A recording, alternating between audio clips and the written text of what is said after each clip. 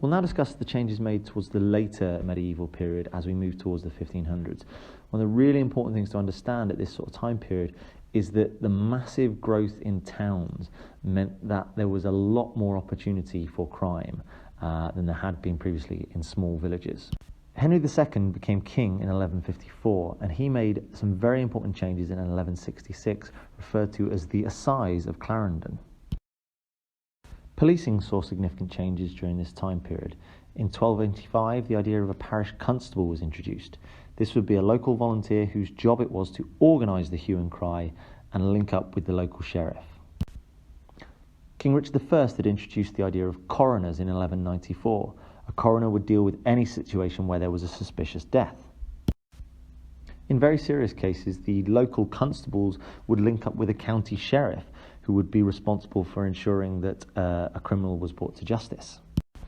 This county sheriff, having been informed by the coroner of a suspicious death, would often gather together a posse of people, a kind of extension of the hue and cry, where they gather together a group of people who would search for a missing criminal. At this time, the church had significant influence. There was the concept of sanctuary. Certain holy places would leave a criminal immune from arrest, and they had 40 days in which they could decide to either stand trial or to go into exile. A key area of continuity was that the fact the hue and cry continued throughout the medieval period and well into the next time period. Some significant changes happened to the concept of trials during this time period. In 1215, the Pope ordered the abolition of the trial by ordeal. Henry II's Assize of Clarendon had introduced the concept of royal courts. These would meet in each county about twice a year to hear the most serious cases. Manor courts continued to exist during this time, and they would hear most cases. They would usually be decided by local juries who would give a fine of some form as a punishment.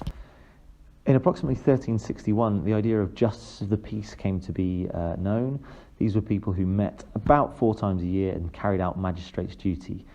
They were appointed by the king, and this led to a centralisation of the crime and punishment system in England. Most JPs were local landowners, and this led to them being incredibly harsh on poachers.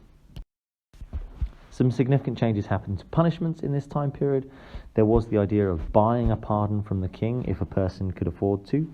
If they were able to read, they could claim the benefit of the clergy if they could read a particular verse from the Bible, and that would lead to them being tried in a church court and therefore not being executed.